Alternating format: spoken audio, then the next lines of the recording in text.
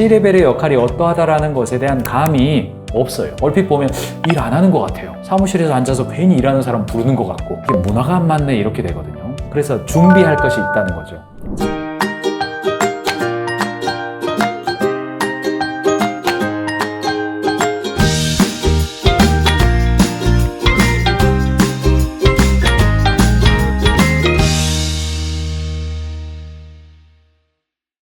안녕하십니까. 경영자라면 누구나 할 만한 고민을 나누는 고민상담소 고민이세요입니다.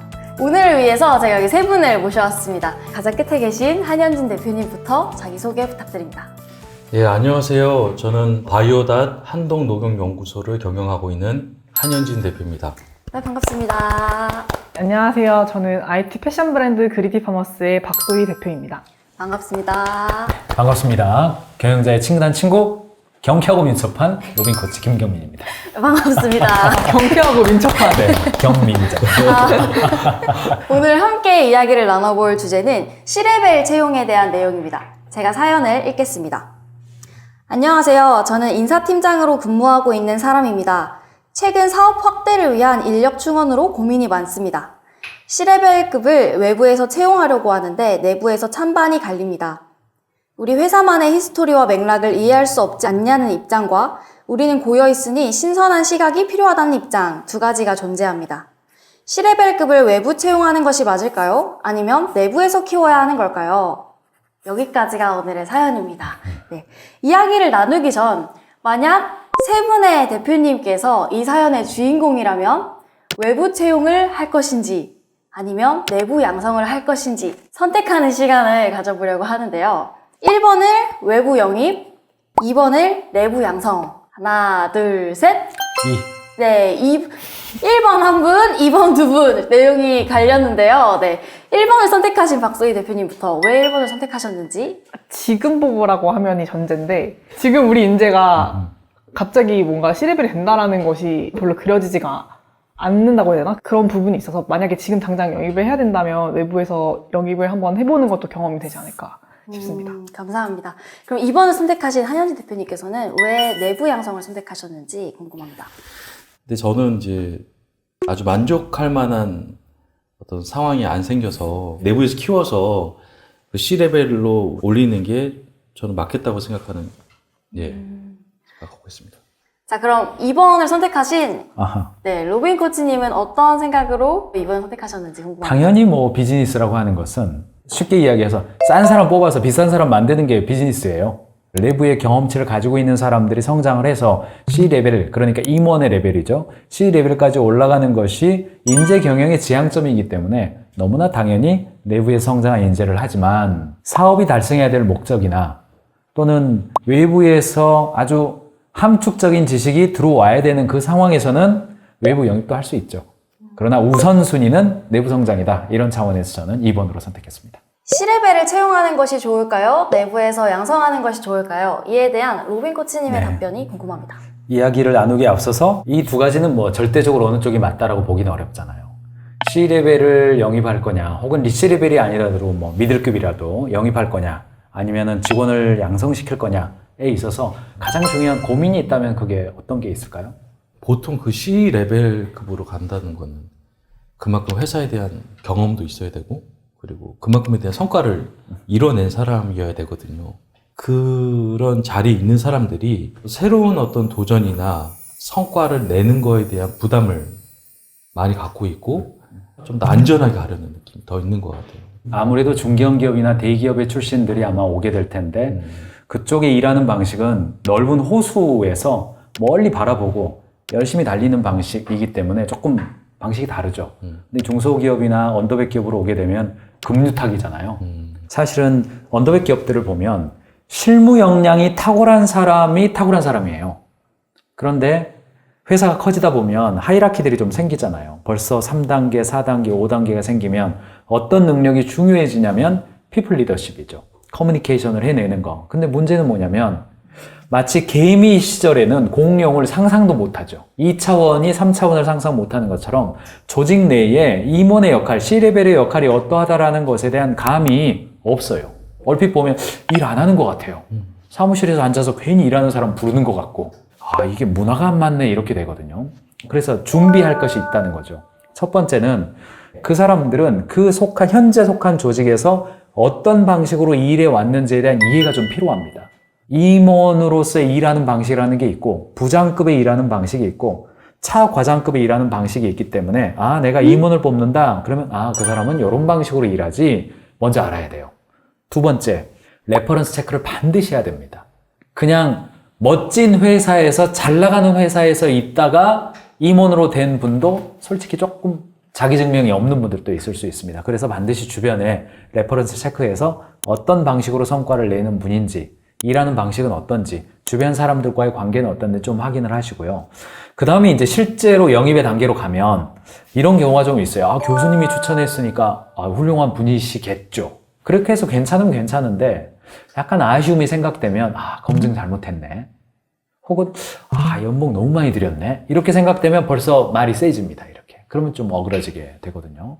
C레벨을 이제 컨택을 해서 실제로 채용해야겠다 마음 먹을 때는 가장 먼저 가볍게 강의를 한번 요청드리는 거예요. 좀 권위를 한번 보여줄 수 있고 실력 발휘할 수 있잖아요. 거기서 좀 괜찮다. 그러면 한 10번 정도, 5번 정도 일주일에 한 번씩만 좀 찾아와 주세요. 현직에 계시다. 그럼 저녁 시간에 한 3시간 정도 좀 깊게 약간 코칭이 들어가는 거죠. 그러면 합이 좀 맞아요. 그 과정에서 질문을 하니까 그분도 우리 회사의 현실을 아는 거죠. 속살을 좀 보여줘야 돼요, 우리도. 그래서 어떤 친구들이랑 일하게 되고 왔을 때 핵심 이슈는 뭐다라는 것을 아시게 되는 거죠. 영입 논의가 들어가게 되면 뭘 좀 확인하셔야 되냐면 첫 번째, 경영자가 자기 비전을 좀 어필하셔야 돼요. 두 번째, 그분의 일하는 방식에 대해서 내가 인터뷰하는 거죠. 그래서 최소한 2번은 좀 인터뷰 하셔라 이렇게 말씀을 드리고, 좀 합류한다 그러면 알아서 해주세요. 아니에요. 알아서 안 됩니다. 그래서 정기적으로 미팅 하셔야 돼요. 한 3개월 내에 제가 기대하는 건 이런 겁니다. 1년 후에 제가 기대하는 건 이런 겁니다. 그래서 1대1 미팅을 통해서 합을 좀 맞춰가는 시간, 이렇게 해서 초기에 성공을 한번 만들어내면 3개월이든 5개월이든 C레벨이 들어와서 이런 방식으로도 우리가 이런 성과를 내네, 원 사이클만 돌아가게 만들면 그 다음부터는 좀 믿고 맡길 수 있어요. 그럼 원래 의도가 좀 달성이 되는 거죠. 한꺼번에 확 하지 마시고 살짝 단계적으로 알아가시고, 영입을 했다 한꺼번에 큰 기대하지 마시고 짧은 성과를 단기간에 한번 해볼 수 있도록 해드리는 것. 그것도 있는데, 지금 현재 이 회사가 이만큼 오기까지의 그 사람 역할이 분명히 있잖아요. 이 사람이 더 이상 올라가지 않기 때문에 외부에서 인재를 끌어서 뭔가 하려고 하는 느낌이 있는 거거든요. 그렇죠. 성장하게 만드는 거. 요게 좀 해결이 되는 방법이 좀 저는 궁금해요. 또 다른 차원이죠. 내부에서의 인재가 성장이 정체되지 않고 깨 부셔서 다음 단계로 올라가야 되는데 사실은 그게 안 되니까 외부에 눈을 돌리는 거예요. 맞아요. 됐으면 안 돌렸겠죠. 그렇죠. 내부의 인재가 다음 단계로 성장할 수 있도록 하는 굉장히 중요한 방식이 경영자가 판을 크게 그리는 겁니다. 지금 우리 회사가 제조, 생산, 유통하고 있어요. 그런데 회사가 커지면 제조, 생산, 유통만 할 뿐 아니라 플랫폼을 만들 수도 있죠. 마케팅 회사라고 한다면 홍보 대행을 하는 수준을 뛰어넘어서 마케팅 솔루션을 제안할 수도 있는 거고, 그 다음 단계로 가면 교육 과정을 개발해가지고 다른 마케터를 교육할 수도 있는 거고, 그래서 현재는 우리가 이 정도 일을 하지만 미래에는 더 넓은 일을 한다. 판을 크게 그려줘야 돼요. 그러려면 경영자가 공부를 해야죠.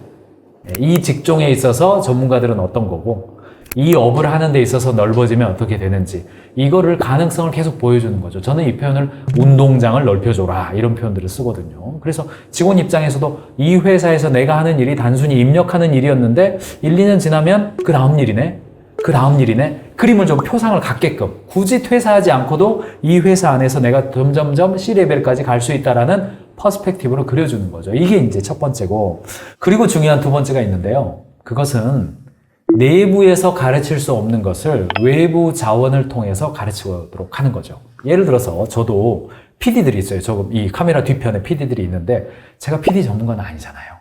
그러니까 이 친구들이 점점점 성장해서 진짜 뭐 어시스턴트급에서 뭐 매니저급 또는 칩 최고 레벨에 오르려면 제가 인사이트를 줄 수가 없어요. 그러니까 저 두 가지를 합니다. 첫 번째, 언제든지 외부에 있는 전문가를 모시고 이 편집을 하거나 촬영하는 거에 있어서 전문적인 기술을 익힐 수 있도록 강사 초청을 계속 해줘요. 정확히는 제가 하는 게 아니라 하겠다 그러면 컨펌을 하는 거죠. 두 번째는 좀 높은 레벨에서 가능하면 국내에서 좀 알려진 분들, 가능하면 좀 권위가 있는 사람들을요, 좀 뭐 한 달에 한 번이라도 혹은 뭐 두 달에 한 번이라도 찾아가든지 오든지 이렇게 자문이나 대화를 해서 이 젊은 친구들이 막혀있는 어떤 지적인 호기심과 전문성에 대한 열망 이런 것들을 우리는 내부에 C레벨이 있는 게 아니라 상근은 아니지만 외부에 약간 C레벨이 있는 것 같은 느낌을 주는 거죠. 그분을 기술 코치라고 불러도 되고 멘토라고 해도 되고 고문님이라고 해도 되고 용어는 자유롭게요. 페이를 드리더라도 대부분 경영자 인맥으로 하잖아요. 그러니까 뭐 많이 드리지 않아도 그런 것들을 작은 기업들은 다 안에 둘 수 없으니까 외부에 두고 정기적으로나 비정기적으로나 좀 트여주는 거, 머리를 좀. 이런 부분들을 미리 하면 내부에는 표상이 없지만 있는 거잖아요. 10년 후에 저렇게 되는구나, 5년 후에 저렇게 되는구나가 있는 거잖아요. 그래서 자기를 성장시킬 수 있는 준비를 하게끔 그렇게 만드는 작업들이 내부 인재를 성장시켜서 점점점 그 다음 단계로 이렇게 푸시업 해줄 수 있는 그런 방법이다. 이런 말씀을 좀 드리고 싶습니다. 근데 사실은 이제 중요한 측면이 하나 더 있는데 그게 뭐냐면 사업의 변화 속도예요. 우리가 속한 기업이 지금 예를 들어서요. 지금 AI 쪽이다. 혹은 바이오 테크놀로지다. 이것은 경쟁자들이 막 눈에 불을 켜고 지금 막 달리고 있는 상황이거든요. 그런 상황에서 우리는 속도보다는 인재의 성장 이 템포에 맞춰서 사업을 성장시킬 거야. 망합니다. 경쟁자가 다 먹어버렸어요.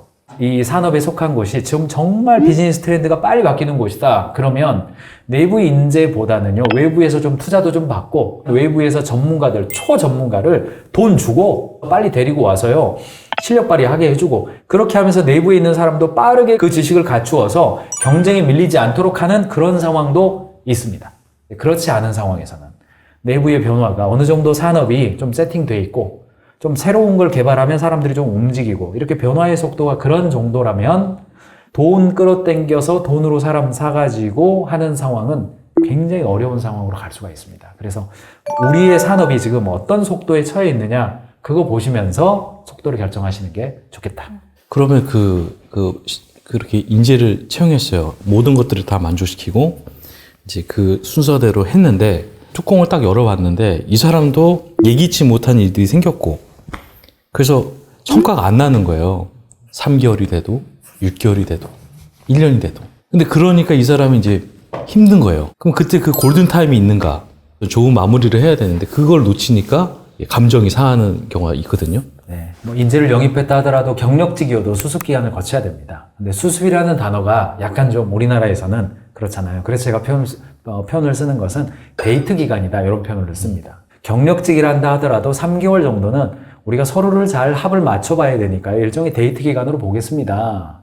근데 경력직이니까 월급은 깎지 마시고요. 수습급여로 적용하지는 마시고 주되 우리가 헤어질 수 있다라는 전제를 미리 주는 겁니다. 경영자 입장에서도 3개월 내에 작은 성공 하나는 보여주세요. 이렇게 요청하셔야 되고 그렇게 골든타임을 가야 되는데 그걸 놓쳤어요. 1년, 2년 지났는데 열만 받고 성과는 안 나고 서로 만나기 싫고 이런 상황이 됐어요. 그러면 좀 헤어지는 수순으로 가야 될 수 있습니다. 그러면 제일 중요한 게 1대1 미팅입니다. 첫 번째, 벼랑 끝 세우기가 필요해요. 제가 이사님을 지금 영입을 했고 지금 1년이 지났는데 제가 기대한 게 이런 거였는데 지금 상황은 조금 차이가 있습니다. 제가 언제까지 더 기다려야 될까요?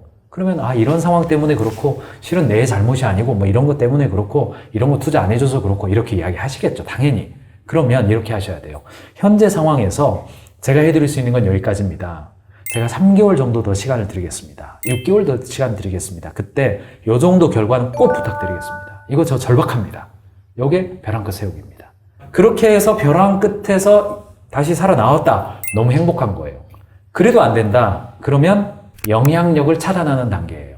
이분이 맡았던 영역이 한 50명의 직원들의 리더로 세워져 있다. 그러면 그 다음 단계는 50명을 다 맡기지 마시고 한 10명 정도만 맡기시고 40명은 다른 리더를 세워야 돼요. 물론 다른 대안을 준비해야 됩니다. 그러면 40명에게서는 영향력이 좀 분리되는 거잖아요. 그래도 좀 어렵다. 그러면 한 2-3명 정도만. 점점점 영향력을 좀 줄여서 이분이 퇴사를 했을 때에 회사로서는 데미지가 좀 적게끔 그렇게 하고 헤어지는 절차를 밟아가는 것이 좋고요. 또 이분 입장에서도 50명을 관리할 때 성과가 안 났지만 한 두세 명 데리고 좀 기술적으로 집중했을 때 성과가 또 날 수도 있거든요. 그런 방식으로 보다 더 잘할 수 있는 환경을 만들어준다 관점에서 좀 그렇게 보셨으면 좋겠습니다. 무엇보다도 그런 상황까지 가지 않도록 초기에 내가 얻고자 하는 의도를 분명히 말해주고 제가 기대하는 성과는 이때까지는 이 정도를 기대합니다라는 1대1 대화를 지속적으로 한다면 이 정도 상황까지는 안 가겠죠. 그게 중요하다 이렇게 말씀드립니다. 그럼 그 작은 성과라고 하는 부분, 그걸 정할 때 네. 경영자의 어떤 작은 성과 기준과 그 사람이 생각하는 기준이 네. 틀릴 거잖아요. 네. 그것들을 이제 조율하는 과정을 그렇죠. 같이 하는 건가요? 아니면 그분한테 한번 물어보고 네. 그 스스로 그걸 정하겠다는 네, 네. 게 좋을까요? C레벨이라면 경영자가 직접 해야 되는 게 맞고요. 3호 카드라고 있습니다. 3대 과업, 5대 해결 과제가 있는데 그것을 먼저 드리고 그가 먼저 작성해서 가지고 가는 게 적절합니다. 경영자가 먼저 이거 해줄 수 있어요 하면 일단 생각이 좁혀지거든요. 그래서 그가 먼저 작성하고 보면 아, 요런 게 하겠다는 거군요. 저는 요것보다는 우선순위가 이게 더 먼저입니다.